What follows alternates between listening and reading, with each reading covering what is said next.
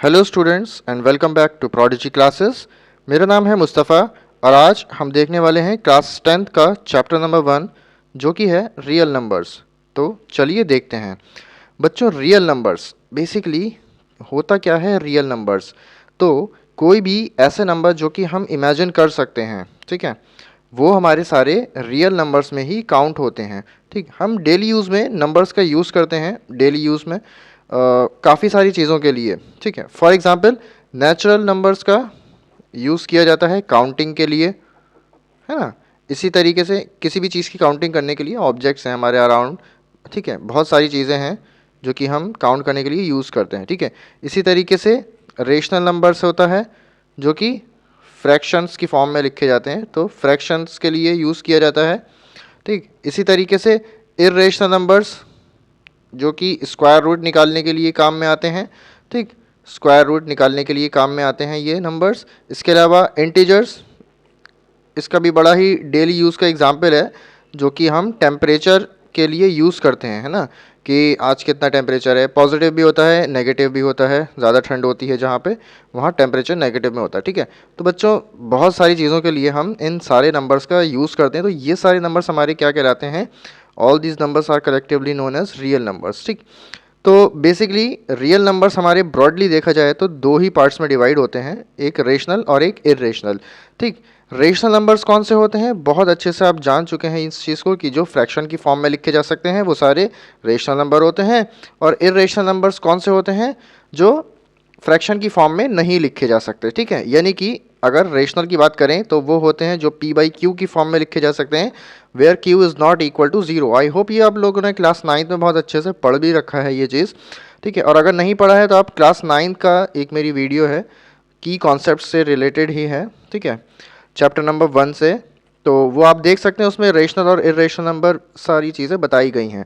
ठीक है, फिलहाल हम यहाँ पे दोबारा से भी देख रहे हैं इस चीज़ को। तो इर्रेशनल नंबर्स वो नंबर्स होते हैं जो p बाई क्यू की फॉर्म में नहीं लिखे जा सकते।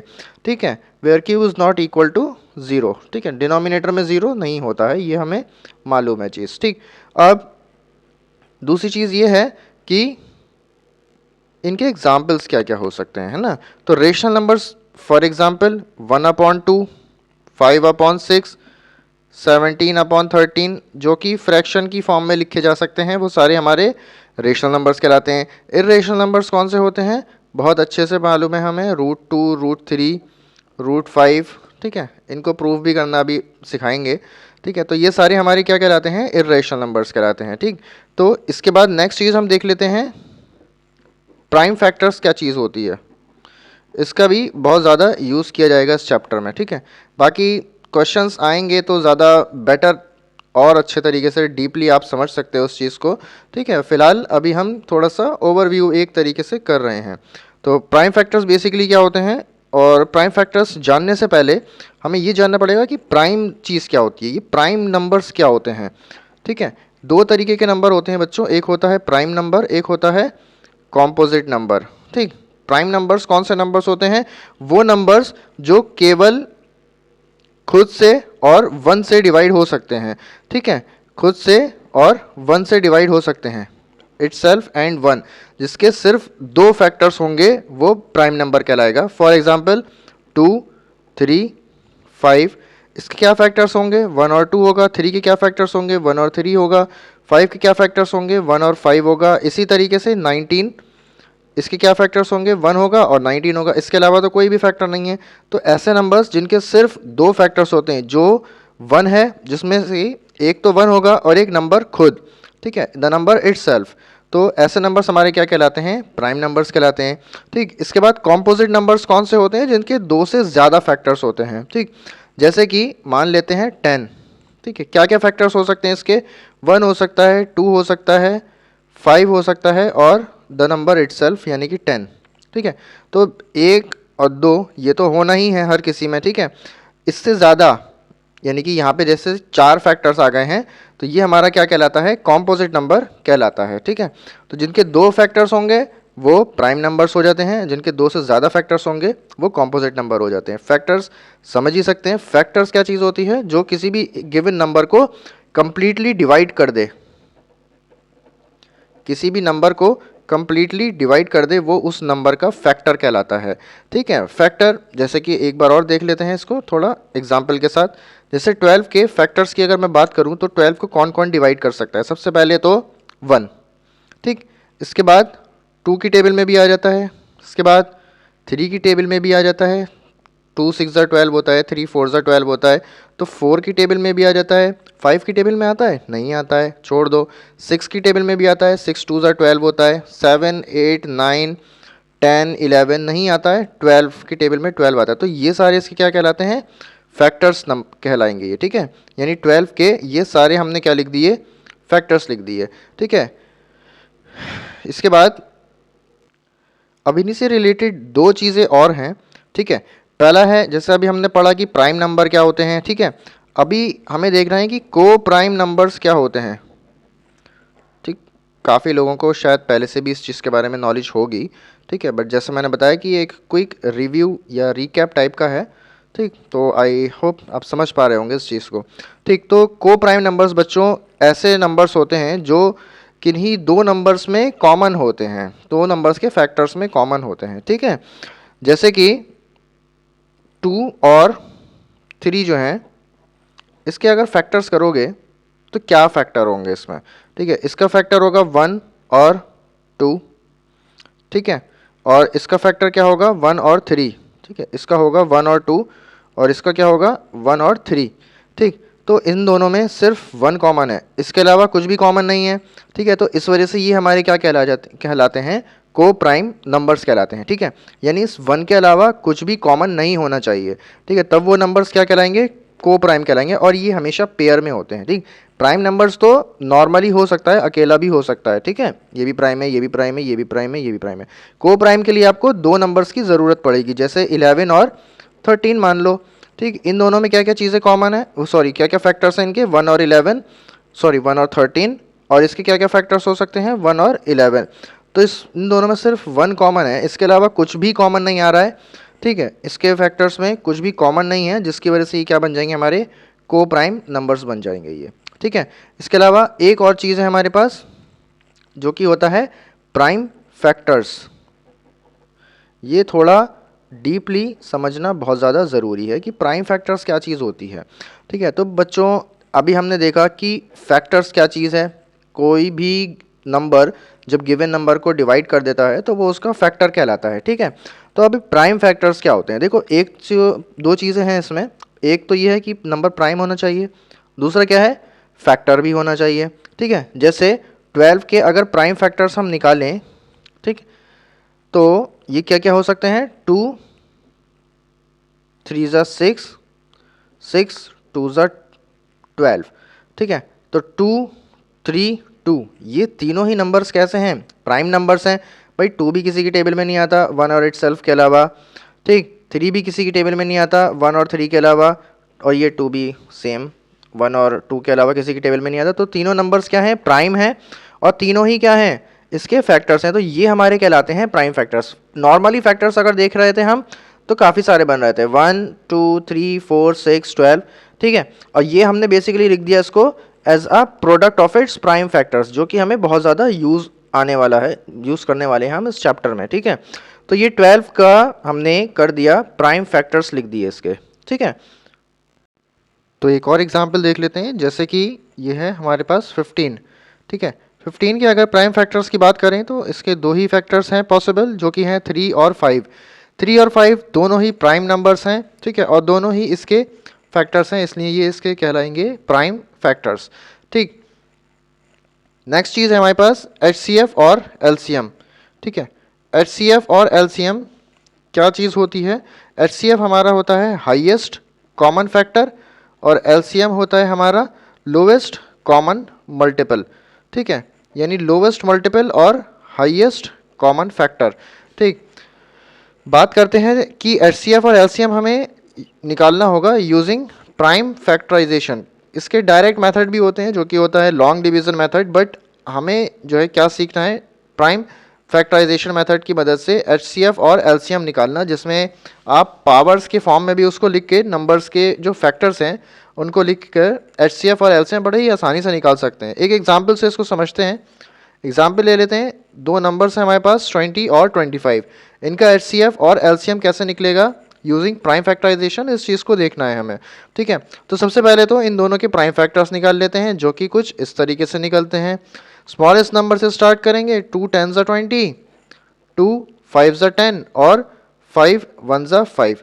ठीक है, तो 20 के प्राइम फैक्टर्स क्या हो गए, 2 into 2 into 5। As a product of its prime factors हम इसको लिख लेते हैं। ठीक है, तो यहाँ पर अगर पावर की बात करें जो कि कहलाता है इंडेक्स फॉर्म, तो 2 रेज्ड टू द पावर 2, क्योंकि 2 जो है वो 2 बार है, तो 2 raised to the power 2 multiply by 5। ठीक है, 5 एक ही बार है तो एक ही बार लिखा जाएगा। ऐसे ही अगर 25 के फैक्टर्स की बात करें, वैसे तो निकालने की शायद ज़रूरत नहीं है, लेकिन फिर भी हम देख लेते हैं, क्योंकि क्या पता बड़ा नंबर आए, क्या पता, क्या आना ही है वो तो। ठीक है, तो 25 के फैक्टर्स हमारे क्या क्या हो जाएंगे, 5 मल्टीप्लाई बाई 5, जो कि होता है 5 रेज टू द पावर 2। ठीक, 5 रेज टू द पावर 2 हमने इसको फॉर्म में लिख लिया। ये फॉर्म लिखने का एक ही मकसद है कि हमें थोड़ा सा ईजी रहता है। ठीक है, अब बात करते हैं अगर HCF की, तो HCF में सिर्फ आपको देखना है स्मॉलेस्ट पावर, ठीक है, in the product of it's common primes, यानी कि जो भी कॉमन प्राइम नंबर्स हैं, प्राइम फैक्टर्स हैं इसमें, ठीक है, जो भी कॉमन प्राइम फैक्टर्स हैं उसकी स्मॉलेस्ट पावर आप ले लोगे। हाईएस्ट कॉमन फैक्टर है, याद रख लो, हाईएस्ट वाले में स्मॉलेस्ट लेनी है। ठीक है, तो smallest power of the common, common कौन कौन है, सिर्फ 5 कॉमन है। ठीक है, इसमें स्मॉलेस्ट और ग्रेटेस्ट का क्या मतलब है, 5 की पावर यहाँ पे 1 है, यहाँ पे 2 है, छोटी कौन है, 5 की पावर 1, तो HCF हो गया 5 की पावर 1 यानी कि 5। अगर LCM की बात करें तो इसका जस्ट अपोजिट याद रख लेना भाई, HCF था तो हमने स्मॉलेस्ट लिया था, अब LCM है तो हम ग्रेटेस्ट पावर लेंगे, और उसके अलावा जितने भी नंबर बचेंगे, ठीक है, उन सबको भी हमें इंक्लूड करना पड़ेगा। जो कॉमन है उसकी ग्रेटेस्ट पावर लो और बाकी सारे नंबर अलग से। ठीक है, मल्टीप्लाई में ही मतलब लिखना है। ठीक, तो जो कॉमन है उसकी ग्रेटेस्ट पावर ले लेते हैं, यानी 5 की पावर 2। उसके अलावा जो बच रहे हैं नंबर्स उनका भी दिल नहीं दुखाना है, उनको भी ले लेना है, जैसे कि 2 की पावर 2। ठीक, तो ये हो जाता है। हम चाहे तो इसको सॉल्व कर लेते हैं, 5 5 25 इंटू 4, जो कि हो जाएगा 100, या फिर आप इस तरीके से भी कर सकते थे कि 5 इंटू 2 होल पावर 2, यानी कि 10 की पावर 2, यानी कि 100। ठीक है, कान ऐसे पकड़ो या ऐसे पकड़ो, कान तो पकड़ना ही है। ठीक, तो इस तरीके से आपका HCF और LCM आपको निकालना है अब। ठीक, अब बात कर लेते हैं एक इसमें रिलेशन की। ठीक है, एक रिलेशनशिप है HCF LCM और प्रोडक्ट ऑफ इट्स नंबर्स में, यानी कि अगर दो नंबर्स हैं, मान लेते हैं A और B, दो नंबर हैं A और B, ठीक है, तो इनके बीच में क्या रिलेशन होता है, और इनका LCM है और इनका HCF है। ठीक है, तो रिलेशन कुछ ऐसा है कि LCM multiply by HCF will be equal to the product of two numbers A multiply by B is equal to LCM into HCF। इस पर बेस्ड बहुत सारे क्वेश्चंस हैं। ठीक है, आपको LCM पूछ लेगा, HCF दे देगा, नंबर दे देगा। ठीक, आपको LCM और HCF दे देगा, एक नंबर दे देगा, दूसरा पूछ लेगा। तो ये सारे ही चीज़ें जो हैं कुछ निकालना नहीं पड़ता, उसमें कुछ सॉल्व नहीं करना पड़ेगा, सिर्फ ये रिलेशन याद रखना है, LCM multiply by HCF is equal to product of two numbers. यहाँ पे जो भी नंबर्स हो, जैसे इस केस में 20 और 25 था, तो करके देख लेते हैं एक बार, चलो। ठीक है, LCM कितना आया था भाई, LCM हमारे पास आया था 100। HCF कितना आ रहा था हमारे पास, 5 आ रहा था। ठीक है, प्रोडक्ट ऑफ टू नंबर्स क्या थे, 20 और 25।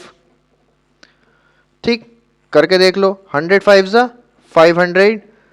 ठीक है, 25 2 50 और एक 0, तो 500 और 500 बराबर आ जाएगा। ये रिलेशनशिप हमेशा ट्रू होगा जब तक आपका आंसर ठीक है। आंसर ठीक नहीं है तो ये भी फॉल्स हो जाएगा, तो समझ जाना कि कहीं ना कहीं गड़बड़ कर दी है।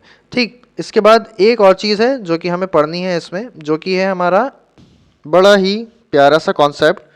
ठीक है, जो है फंडामेंटल थ्योरम ऑफ अर्थमेटिक। ठीक है, फंडामेंटल थ्योरम ऑफ अर्थमेटिक इसका स्टेटमेंट भी है। ठीक है, और इसको समझ भी लेते हैं कि इसमें क्या चीज़ दी गई है। ठीक है, क्या चीज़ बताई गई है। ठीक है, देखो, फंडामेंटल थ्योरम ऑफ अर्थमेटिक के हिसाब से कोई भी कॉम्पोजिट नंबर को हम उसके प्राइम्स के प्रोडक्ट के तौर पे लिख सकते हैं। ठीक है, यानी कि कोई भी कॉम्पोजिट नंबर है, फॉर एग्जांपल 20 या 15 ही ले लेते हैं, ठीक है। तो इसको हम इसके प्राइम फैक्टर्स जो कि हो जाएगा 3 और 5, इसके प्रोडक्ट की फॉर्म में लिख लेते हैं, ठीक है। और ये प्रोडक्ट आप चाहे सीधा करो, चाहे उल्टा करो, चाहे किसी भी ऑर्डर में करो, ये हमेशा यूनिक ही रहेगा, ठीक है। हमेशा यही आंसर ला कर देगा आपको, ठीक है। हमेशा 15 ही आएगा। तो इसका स्टेटमेंट बच्चों बहुत ज़्यादा इंपॉर्टेंट है, जो कि है every composite number can be expressed as a product of its primes, and this factorization is unique no matter